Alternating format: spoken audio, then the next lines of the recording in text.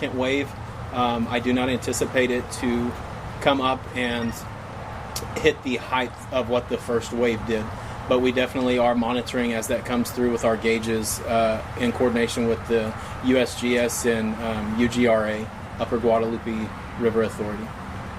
So at this time, does anybody have any questions? Yeah, I can do a couple. We've heard some mixed reports from residents. Were sirens set off once the water started to rise? Yes, sir.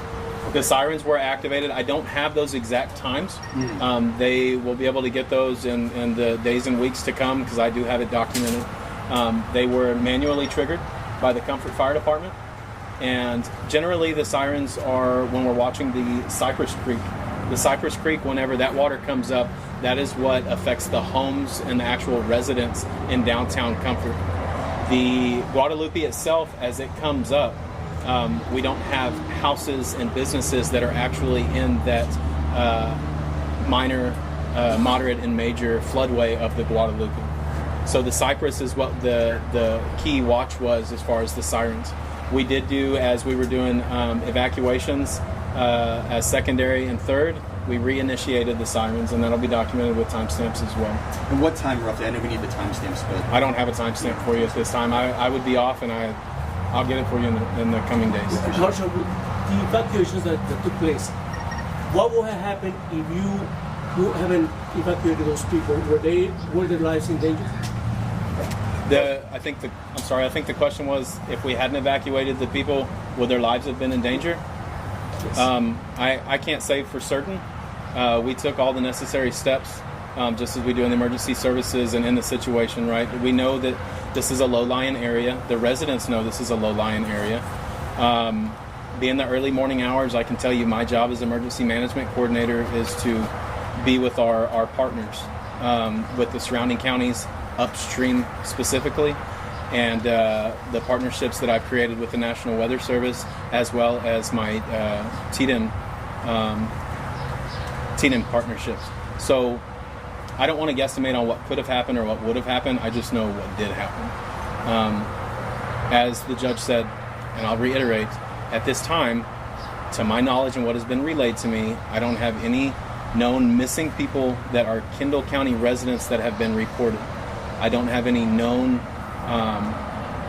fatalities reported at this time for Kendall County. Surrounding counties, I can't attest to any of that. I don't have any of that information. But the most important thing on this event is we had notice. And so the notice allowed us to plan and prepare. Although we had a great response to the last flood, we were even better positioned this time to pre-position assets because we had some notice. So, do you think that people, because of what happened last year, were more alert and maybe more responsible about their own decisions? Absolutely. The hill country is known as flash flood alley, and so floods are not a surprise to them. What were we expecting a second flood 2 years in a row? No, but they knew how to handle themselves and knew how to take steps to take care of their own safety and property. Do you have a question? Well, so the river rose 37 feet. Do you know how much it's receded and how much it's expected to rise again? I'm going to be going out there when we get done here. The judge and I are going to start making some rounds to where we can. I don't know how much it has come down yet. I don't anticipate really getting into downtown Comfort until either late tonight or tomorrow morning. Has the state provided any resources to back up your first responders? Absolutely. We called because of what happened yesterday in the city of Bernie. We already had some state assets, boat teams, ambulances, and stuff that remained in the staging area in the Bernie area.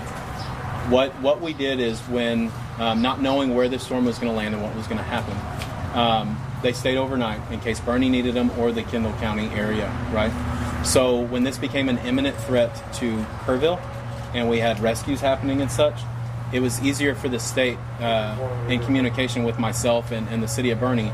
We let those assets go ahead and move up there because they're that much closer to save life, right?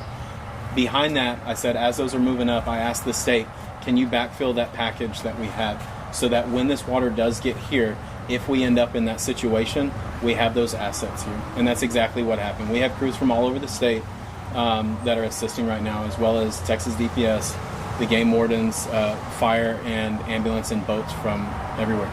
And I want to make sure that everyone's aware that Chief Nim Kidd has been in direct contact with me multiple times, making sure that we had everything we need.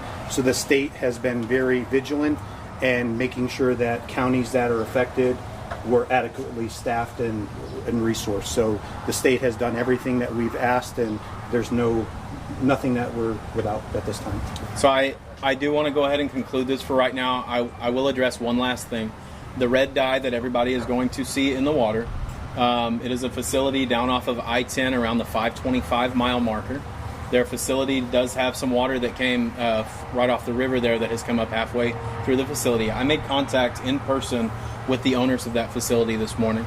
They did move all of their large vehicles carrying fuel and oil to higher ground. That was a 500-gallon drum of red dye that generally goes into farm diesel and oil. They have offered me the MSDS, the material safety data sheet on that, to confirm that it is a non-toxic and environmental safety safe dye.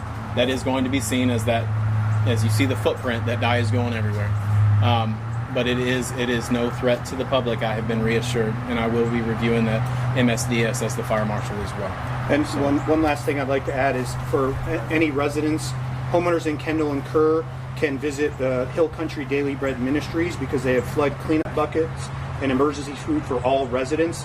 Their location is 38 Cascade Caverns Road, Boerne, Texas 78006. Their phone number is 830-755-5200. And we'd like to thank all our community partners for all their help. Please continue to follow the Kendall County Office of Emergency Management Facebook for additional updates, and we will push those out as we have the availability to and they're provided. That is the official information from Kendall County leadership about what is the facts and status of the current situation. So thank you all for your time. Thank you all.